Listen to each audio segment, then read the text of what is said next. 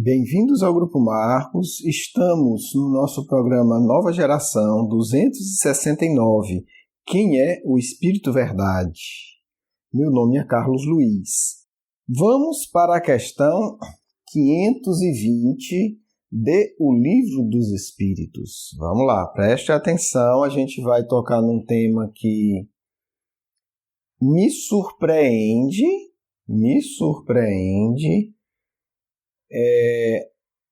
a não compreensão de algo que para mim é tão evidente. Naturalmente, você não precisa concordar comigo. Mas, bem, pelo que eu vou ler aqui, não tem como ter outra conclusão, embora eu respeite sem nenhum problema quem possa discordar, tá certo?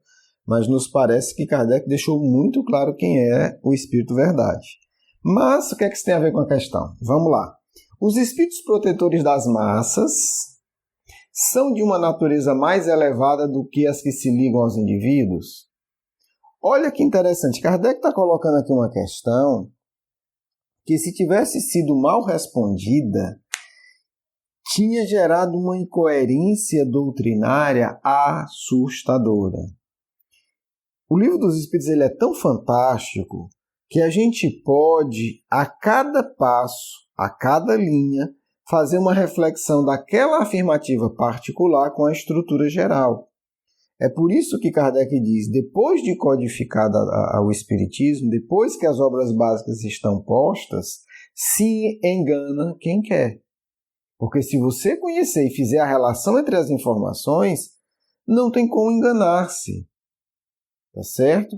Se você tem claro os princípios básicos e como aplicá-los, você pode pegar qualquer elemento, é como se fosse um grande quebra-cabeça. Se você pode até não entender, mas se não encaixar naquele lugar, se tiver algo que não encaixa, você já vai suspeitar, vai dizer que tem alguma coisa errada, tá certo? Essa questão é mais um dos exemplos disso, quer dizer. Olha o que Kardec está perguntando. Existe uma regra nesse sentido? O espírito das massas, das coletividades, vai ser sempre mais evoluído que o anjo guardião dos indivíduos? Não é? Olha o que Kardec está perguntando. Quer dizer, existe essa regra? Não. O espírito, primeiro, ele é anjo da guarda de indivíduos, aí ele evolui mais e vira anjo da guarda de coletividade? Talvez, numa reflexão mais básica, você dissesse, tanto faz, vamos ver. Mas não. Porque se a resposta for para determinado lado, ela não vai encaixar em toda a estrutura da codificação. Então, independente dessa resposta, se a resposta não encaixa, a gente ia ter que suspeitar. Então, o que eu estou mostrando aqui é que existem critérios. Não é o espírito chegar e falar qualquer coisa. Ele tem que falar alguma coisa inteligente, mas que se encaixe dentro de toda uma estrutura já montada. Por exemplo, se o espírito... Vamos ver aqui a resposta primeiro, né? A resposta oficial. Tudo é relativo ao grau de adiantamento das massas, como dos indivíduos. Quer dizer, o que o espírito está dizendo é, Kardec, presta atenção. Existe algo chamado escala espírita. E a escala espírita está presente em tudo que a gente falar. Você não pode dizer que o espírito de grupo, né, o espírito que toma conta de um grupo vai ser sempre mais elevado do espírito que toma conta do indivíduo. Porque você vai se chocar com os princípios básicos do espiritismo. Um deles, escala espírita, hierarquia espiritual. Porque se for assim, vamos lá. Então quer dizer que o espírito guia de Paulo de Tarso, o espírito guia Francisco de Assis, o espírito guia de Kardec, como é de indivíduo, ele, né, se fosse, não é, mas se fosse assim, se fosse essa regra engessada, é menos evoluído que o espírito guia de três da Associação de Pescadores, né, aqui do Aracati no ano de 1800. Quer dizer, tem lá 3 indivíduos extremamente simples, que podem ser bons ou perversos, mas que não têm uma demanda intelectual. que não exige uma leitura de realidade mais complexa. Ficaria estranho se os espíritos dissessem, não, sim, a regra é essa, se é grupo é mais evoluído. Não, tudo está vinculado, tudo é relativo ao grau evolutivo. Então, por exemplo, o que é que eles estão dizendo? Você vai ter indivíduos que vão ter guias espirituais muito mais evoluídos do que determinadas coletividades. Vou pegar aqui um exemplo radical, tá certo? Você tem aí, sei lá, um grupo... Pronto, vamos lá, para pegar exemplo espírita. Não vou ser tão radical para não chocar. Você tem o grupo lá de 5 pessoas no centro espírita que faz uma vez por mês uma coleta de alimento. Trabalho nobre e belo e distribui. Beleza. Então você vai ter um espírito que vai acompanhar e ser responsável por essa atividade. Ok? Ok. E você tem Leon Denis, o espírito que veio para o mundo, encarnou para ser o continuador de Kardec, responsável por representar e difundir o espiritismo no planeta todo. Você tem ali um grupo que se reúne uma vez por mês para fazer uma distribuição de alimento, que é nobre, e você tem Leon Denis, que é um indivíduo. Quem será desses dois que vai ter um guia espiritual mais evoluído? Leon Denis. Pelo grau de complexidade, desafio da tarefa, e, obviamente, isso está relacionado ao grau evolutivo do Leon Denis. Senão, ele não teria uma tarefa tão desafiadora. Então, se uma questão do Livro dos Espíritos digamos que nessa questão fosse cometida essa incoerência, o conjunto da doutrina diz assim, não, essa questão está estranha. Porque quando a gente vai aplicar a realidade, desfaz tudo aquilo que já está construído em termos de compreensão espírita. Né? Eu não posso querer que o guia espiritual do João Evangelista seja menos evoluído do que o guia espiritual meu e de 4 pessoas que a cada 15 dias a gente se reúne para fazer uma vibração. É o guia desse grupo de vibração. Entendeu?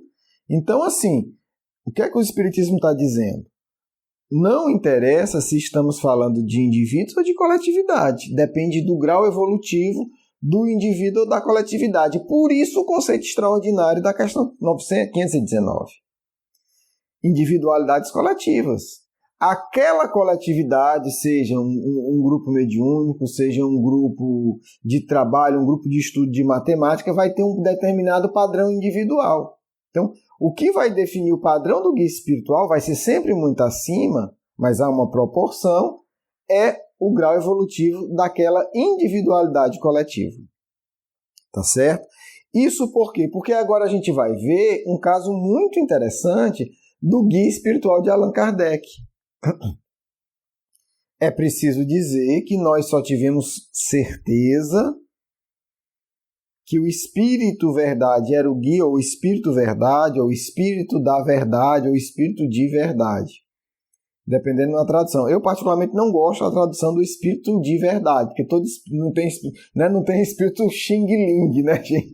Não tem Espírito genérico, é tudo criado por Deus. Então, ou é Espírito, na minha opinião, respeito às traduções, mas na minha opinião é Espírito Verdade ou Espírito da Verdade, ok? Então, o Espírito Verdade, a gente soube com certeza que ele era o guia espiritual de Kardec depois que Kardec desencarna, e é publicado o livro chamado Obras Póstumas, que tem ali várias orientações dele, né, particulares. E aí a gente não tem dúvida que ele é o guia espiritual de Kardec, se reunia com ele regularmente, às vezes a cada 15 dias, para orientá-lo, como todo espírita deveria fazer com seu anjo guardião, né? Reunião regular de orientação. É o óbvio que muita gente é contra, mas enfim, vamos lá, ou tem medo. Quem é o Espírito Verdade? Kardec, muito sabiamente, evitou entrar em polêmicas excessivas. Mas ele deixa todas as pistas, não tem nem graça de desvendar esse mistério, que é tão óbvio. Né? Kardec já deixa tudo dito no Livro dos Médiuns. Depois ele deixa de forma simbólica no Evangelho segundo o Espiritismo. Por quê? Porque Kardec ele sempre se retraiu no aspecto polêmicas estéreis. Tá certo? Kardec nunca participaria das polêmicas absurdas, doentias e infantis do movimento espírita atual. Né? Porque não tem o que dar. E quem não consegue entender o básico, não adianta você discutir. Então, Kardec não gerou a polêmica no movimento espírita de quem é o espírito verdade. Ele simplesmente deixou a opinião dele muito clara, muito consolidada no Livro dos Médiuns.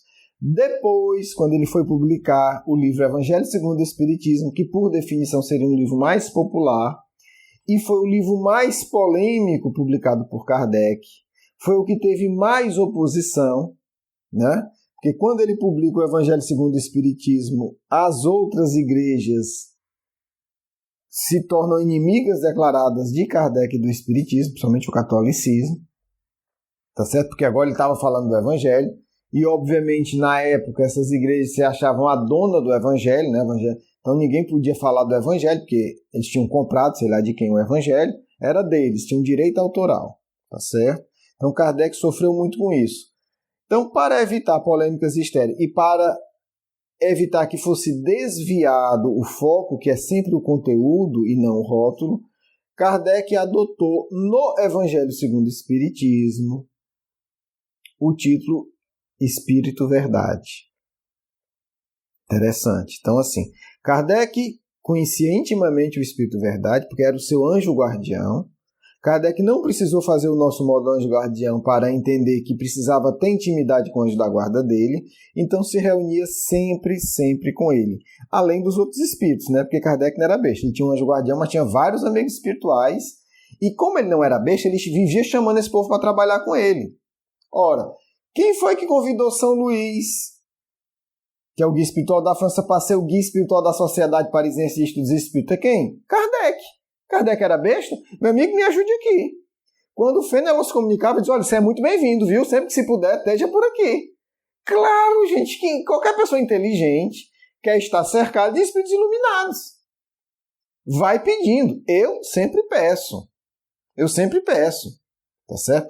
Tinha um grupo de amigos espirituais que se apresentavam como preto velhos, espírito extremamente evoluído, e que começaram a se comunicar conosco, e depois eles disseram, a gente vai se afastar um pouco, porque outros espíritos também vão fazer parte do trabalho, mas, óbvio, como um aprendiz de Kardec e como um indivíduo que tem muito carinho por esses espíritos, pediu, diz, tudo bem, mas não te afasta muito, fica por aqui, sempre que puder dar uma comunicação.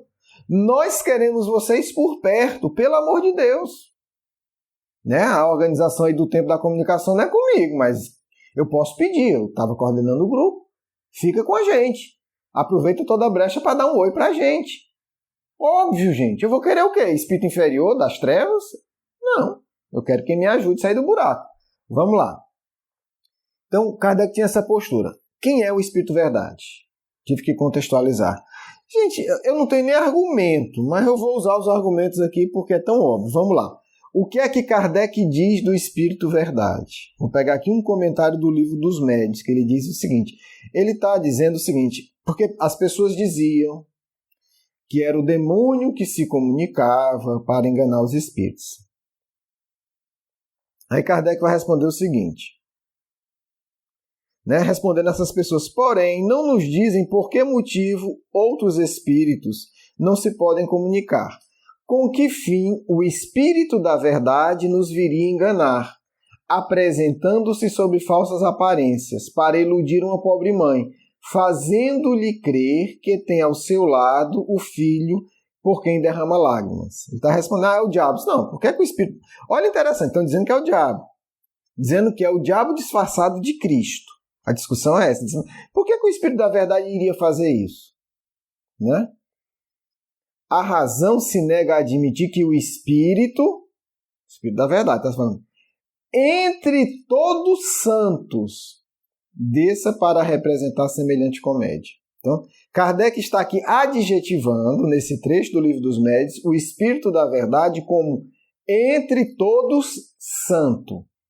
O Espírito mais santo entre todos. Eu não sei para quem você daria esse título. Eu realmente, assim, você chamaria que Espírito de o Santo entre todos. Não é um Espírito santificado, não é um Espírito Santo. É o Espírito Santo entre todos. Assim, tá, você quer mais argumento? Eu vou lhe dar agora um que não tem como escapar. Não tem como escapar.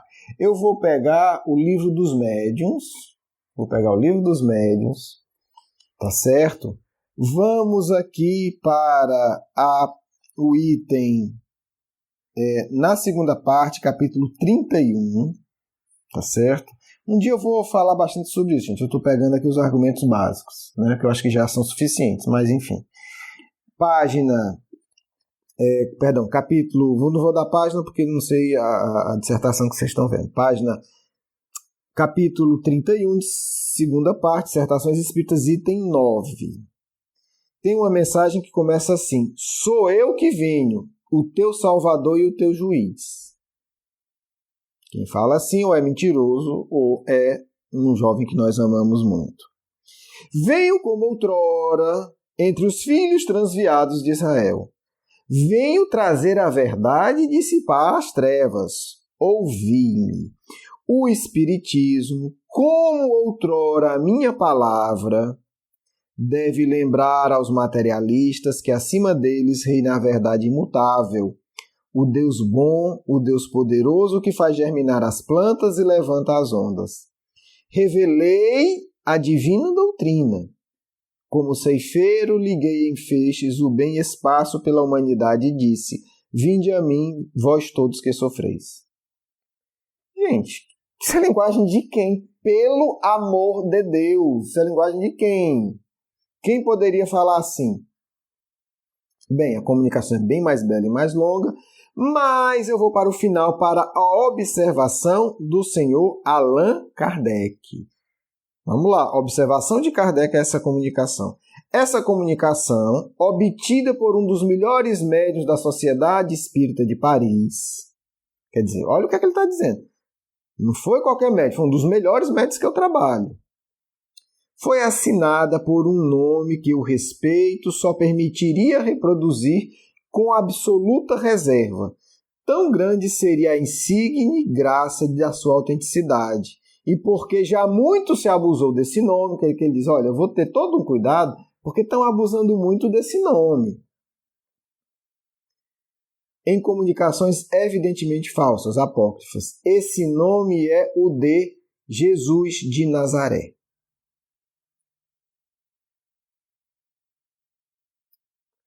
Então, Jesus de Nazaré dá essa mensagem aqui. Ok.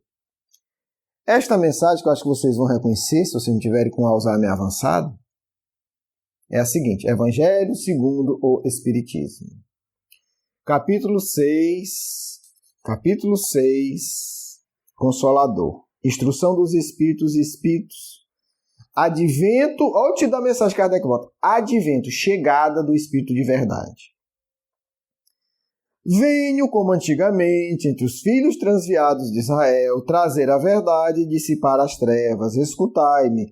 O Espiritismo, como antigamente minha palavra, deve lembrar aos incrédulos que acima deles reina a verdade imutável. O Deus bom, o Deus grande que faz germinar a planta e eleva as ondas.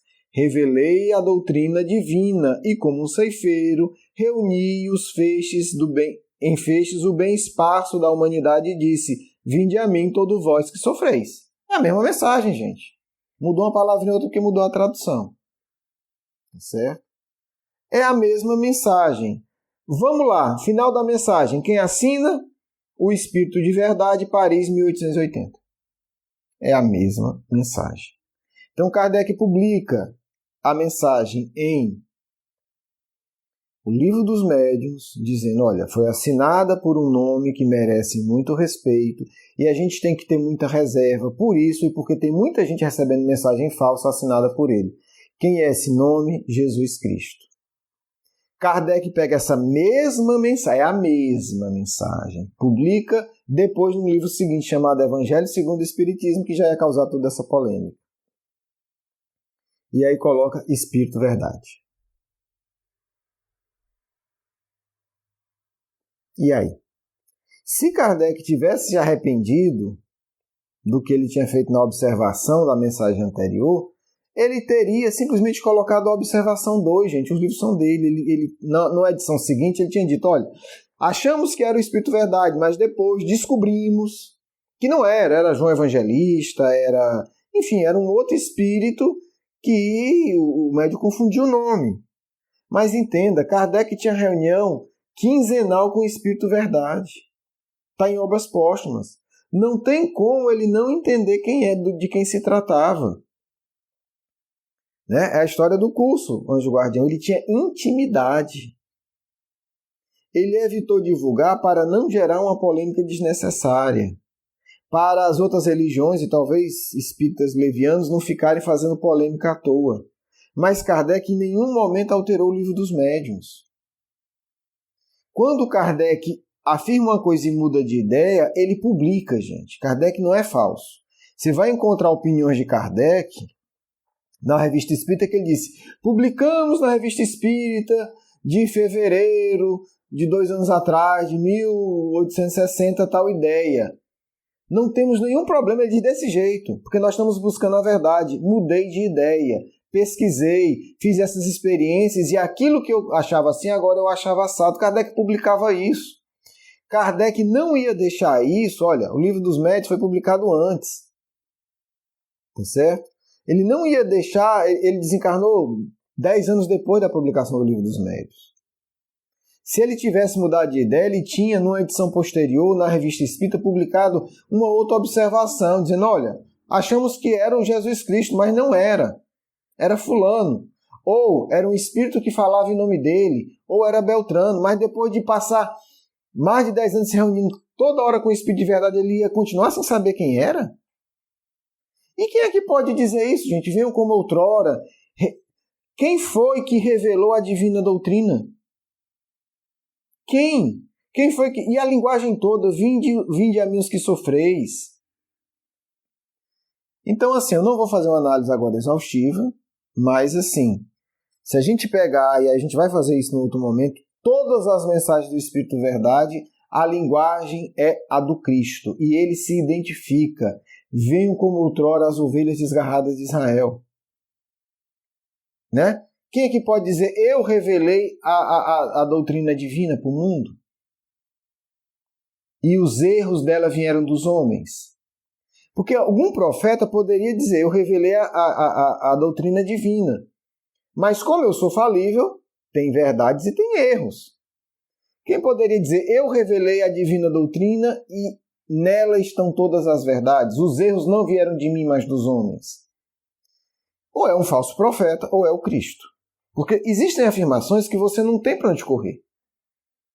Se uma individualidade diz, eu revelei a divina doutrina sem erros, como se diz nessa mensagem, ou se trata do Cristo, ou se trata de um grande mentiroso. Não há alternativa aí. Porque qualquer grande profeta, ainda você encontra erros humanos. Você tem grandes verdades e pequenos erros, mas tem. Bem, então, fechando, sim, indivíduos podem ter guias espirituais que são muito mais elevados do que as coletividades. O exemplo mais radical que a gente conhece é esse. O guia espiritual de Kardec chama-se Jesus de Nazaré. Um grande abraço, beijo no coração. Vamos para a nossa segunda parte.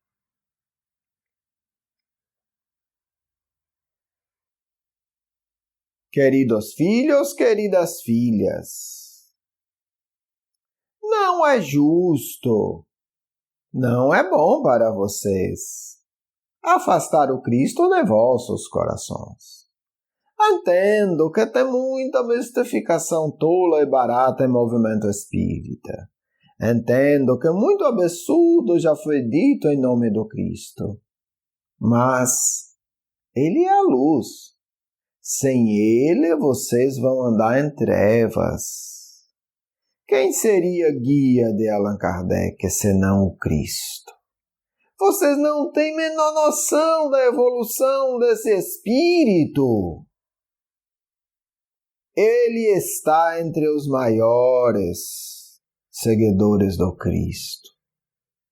Nenhum outro teria condição de orientá-lo tão profundamente em contexto tão delicado. Porque isso vocês não fazem a menor ideia do sacrifício estratégico que Allan Kardec teve que suportar.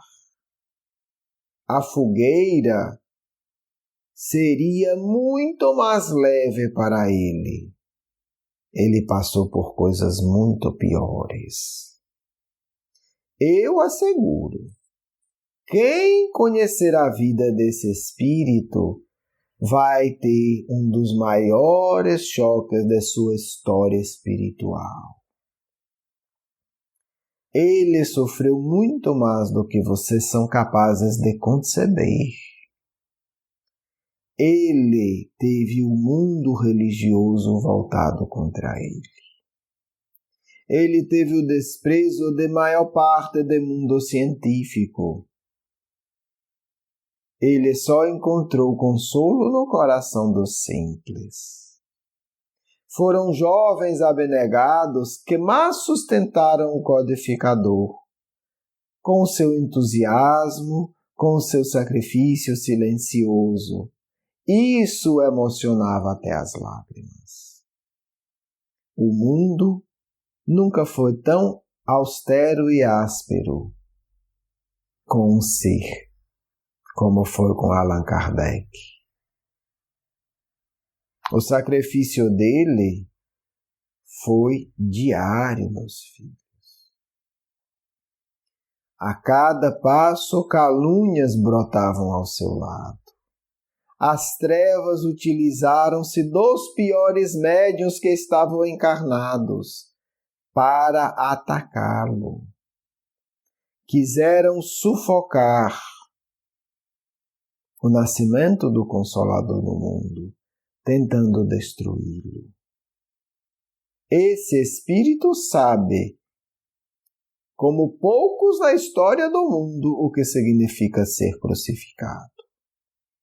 Ele está entre os pouquíssimos que de fato viveram um testemunho próximo, não digo igual, próximo ao do Cristo. Mas vocês não entendem isso. Acham que ele simplesmente ficou escrevendo e falando com os espíritos. Como espíritas conseguem ser tolos? Este homem se meteu nas piores disputas políticas do mundo, porque ele foi atacado pelos poderes mais mórbidos, da intriga, da fortuna e da oposição. Ele enfrentou os piores monstros destruidores da terra. E simplesmente não foi assassinado porque o Cristo o vigiava constantemente. E olhava, posso dizer para vocês, com muito carinho para o codificador. O Cristo, não posso dizer orgulhava-se, porque vocês vão distorcer a palavra, mas tinha uma alegria sublime a ver tantas vezes esse homem levantar-se ao quebrado de madrugada para ir visitar enfermos, antes de iniciar suas tarefas no mundo, e depois passar o dia todo lidando com víboras venenosas e traiçoeiras. Não há calúnia que não tenha sofrido. Não há sabotagem emocional e financeira que não tenha experimentado. Fortunas foram gastas para destruir esse homem. Fortunas. políticos foram mobilizados, cientistas foram contratados, prostitutas elegantes foram enviadas para seduzi-lo. Repórteres tornaram-se médiuns das trevas para atacá-lo. Filhos, este amigo é um amigo da humanidade, que engoliu as piores dores para poder estender o braço a vocês. Esse amigo fez por merecer a companhia de Jesus de Nazaré. É um dos poucos espíritos que eu posso dizer que merece a companhia do nosso Mestre elevado, porque nós outros a temos por misericórdia. Não se espante. Esse Espírito está à frente das mudanças do mundo. E um dia vocês vão se espantar com a generosidade desse indivíduo que na última existência tomou o nome de Allan Kardec.